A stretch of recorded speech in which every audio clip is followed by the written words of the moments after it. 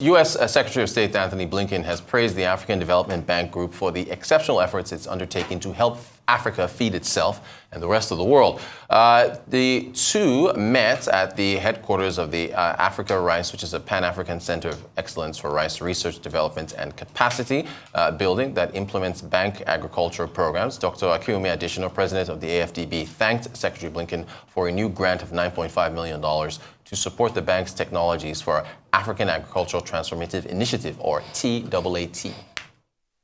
I applaud what President Biden is doing with regard to global food security.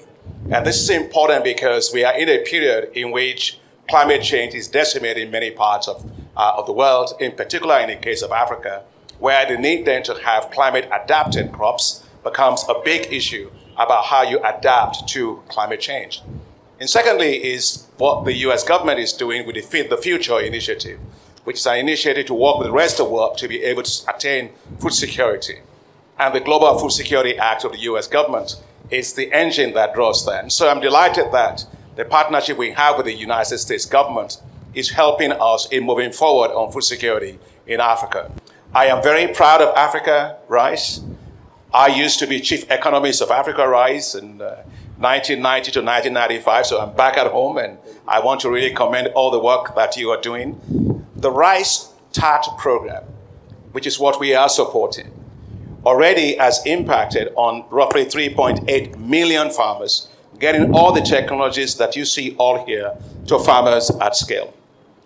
And we've received significant support from the U.S. government for that. I'm delighted that today the U.S. government provided us an additional $9.5 million to support the TAAT program to be able to impact roughly 12 million farmers in about 40 countries.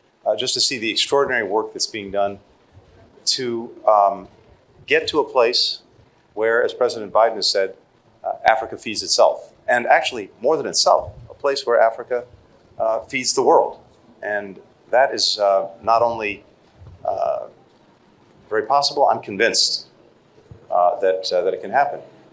And it starts with a lot of the extraordinary work that the African Development Bank is doing in making the necessary investments in sustainable production and doing it in a smart, effective way. And then the work that Africa Rice has been doing for so much time to maximize the crops and to do things that are, as we know from recent years, vitally important, producing resilient crops that can stand up to climate change.